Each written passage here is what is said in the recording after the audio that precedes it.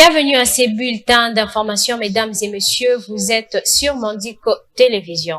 7 personnes d'une même famille sont mortes dans un incendie à Goma, en la province du Nord Kivu. Le feu s'est déclaré dans la nuit du dimanche 21 à lundi 22 mai au quartier Imbi dans la ville volcanique.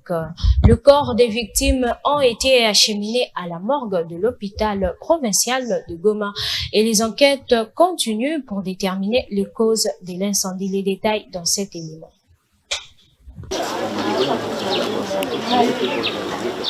Selon les témoins, le feu s'est déclaré autour de minuit, heure locale. Ils ont entendu les gens dans la maison crier pour demander de l'aide du secours afin d'échapper aux flammes. Curieusement, la porte était fermée de l'extérieur avec un cadenas. Ce voisin en appelle à une enquête sérieuse pour tirer les choses au clair. C'était hier, pendant la nuit, aux alentours de minuit, qu'on a entendu les cris des gens en train de demander qu'on puisse les secourir. Il y a eu un incendie qui s'est manifesté dans une des maisons là où nous sommes et ça a dégénéré. Une famille de 7 personnes qui a rendu l'âme, ils n'ont pas eu le temps de se sauver. Donc c'est un peu ça le bref de la situation de ce moment. Donc nous sommes dans l'inconsternation vraiment. On attend que les enquêtes puissent continuer encore davantage et ceux qui sont habilités à faire des enquêtes vont donner la réponse quant à ça. Le matin au réveil, c'était la stupeur. Le feu a tout calciné et les décombres étaient encore fumants. La mort dans l'âme, les visages serrés, les voisins n'ont fait que constater les dégâts. Encore et toujours, des questions se posent sur l'origine du cadenas qui a empêché aux victimes d'échapper au feu. Mais sasa sijui ilikuwa saa ngapi juu asema minuit. Nous avions constaté seulement l'incendie, mais nous ne connaissons pas l'origine. C'était vers minuit. Ils disent qu'il y avait un cadenas sur la porte et les personnes à l'intérieur demandaient du secours. Il n'y avait pas moyen de se sauver et les gens se demandent qui a mis le cadenas sur la porte.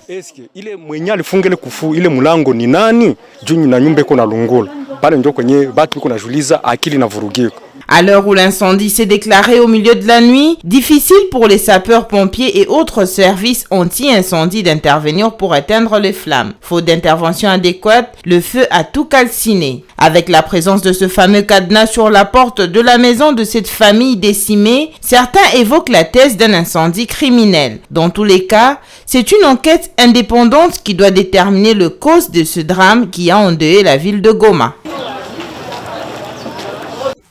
3 personnes civiles tuées et 7 camions de marchandises incendiés. Tel est le bilan d'une embuscade tendue par des rebelles ADF à une dizaine de kilomètres dans la cité de Komanda sur la nationale numéro 4 dans les territoires d'Irumu en la province d'Elituri le dimanche dernier. Suivez les détails.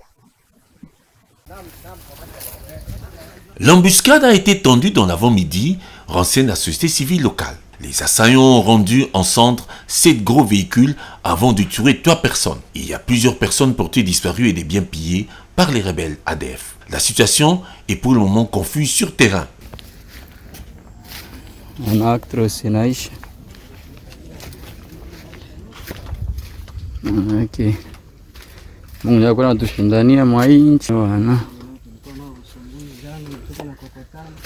Gari hizi wanajilungu.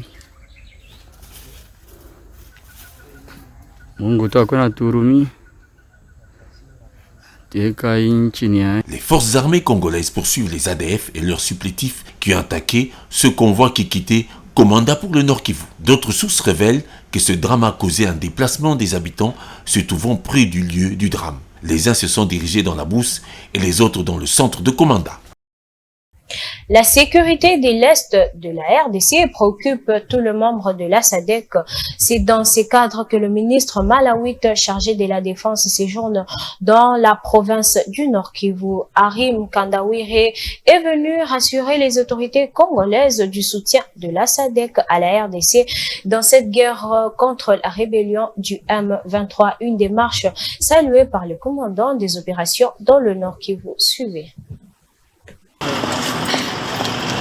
Hari Mkandawire était porteur d'un message d'assurance de son pays auprès des autorités congolaises. Celui-ci a démontré que la paix et la sécurité demeurent la préoccupation majeure de son pays et de la SADC pour enfin permettre aux populations de l'Est de vivre en toute quiétude. La région de l'Est est en proie à la rébellion du M23 soutenue par le Rwanda.